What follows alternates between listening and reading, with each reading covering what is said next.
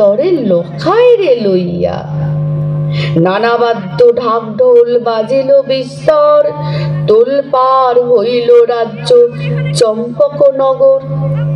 কেহ কাহাকে মারি আগু হইয়া তাই, কেহ আস্তে বাস্তে আসি গড়াগড়ি যায়।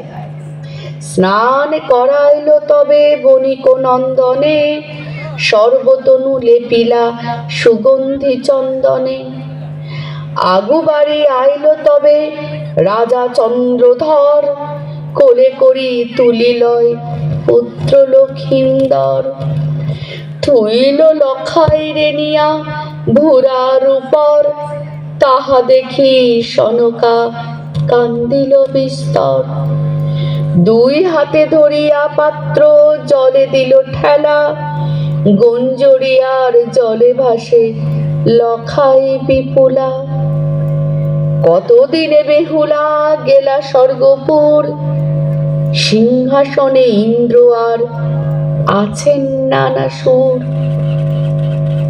বেহুলা যখন স্বর্গলোকে পৌঁছায় গেল বাবুরা, দেবতারা তার কাছে পরীক্ষা চাইলেন। কি পরীক্ষা? ওই দেখুন।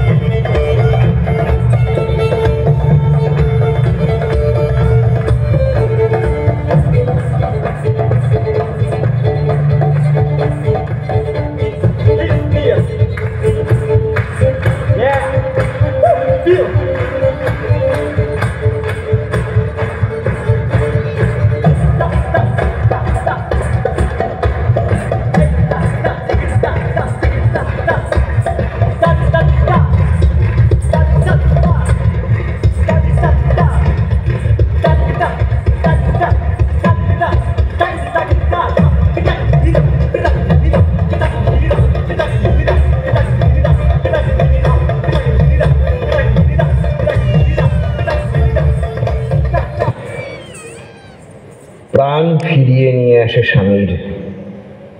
প্রাণ ফিরে পেয়ে স্বামী লক্ষিন্দর বলে এক অদ্ভুত বাক্য, উঠুন স্বামী, আমরা আমাদের দেশে চম্পকনগরে পৌঁছে গেছি।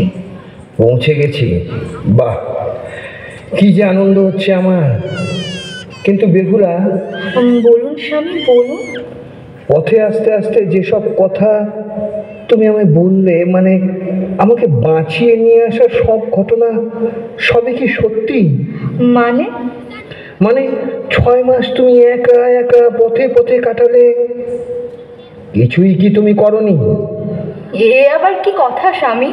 স্পষ্ট ভাষায় বলি বেহুলা, তোমার সতীত্ব সম্পর্কে আমার সন্দেহ আছে। স্বামী! জলে স্থলে দূর দেশে করিল প্রবাস, একেশ্বর হইলা বেহুলা ভ্রমে 6 মাস। সঙ্গতি দোষর নাই, পথে নানা ভয়, এতে পাষণ্ড কোথা স্ত্রী ধর্ম বয়। কেবল বেহুলার বিসর্জন হয়নি,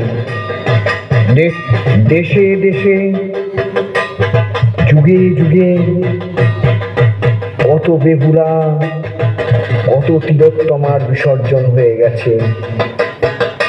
ওই যে দেখুন ছোট্ট তিলোত্তমা।